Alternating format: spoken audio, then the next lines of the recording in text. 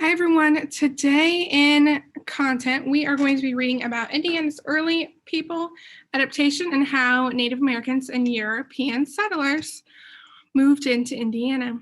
So this week we will focus on how people immigrated to Indiana and who immigrated to Indiana. All right, so let's go ahead and read these 2 pages. All right, Indiana's early people adapt. Around 1000 BC, Native Americans in the Indiana area learned how to grow their own food. They no longer had to rely only on hunting, fishing, and gathering for their food. Today, we call these people woodland Indians.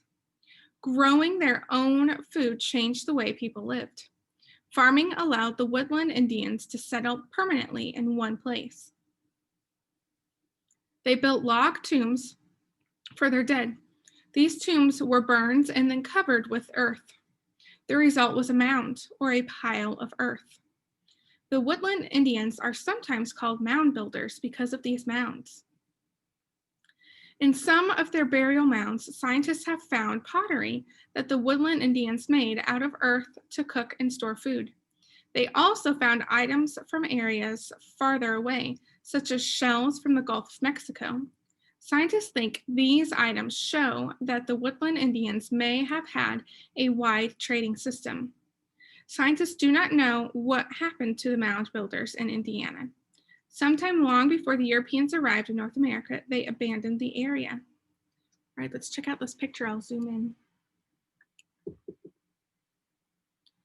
A 13-foot mound at Angel Mounds State Historic Site in Evansville. So you can see the mounds right there. All right, let's read about Native Americans and European settlers in Indiana.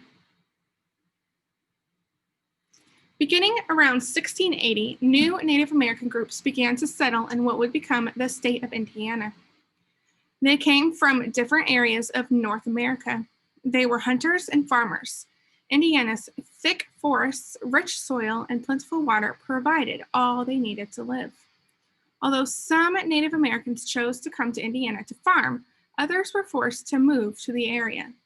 More powerful Native American groups, such as the Iroquois in the east, pushed a number of groups from their homelands. At the same time, European settlers arrived in the Americas.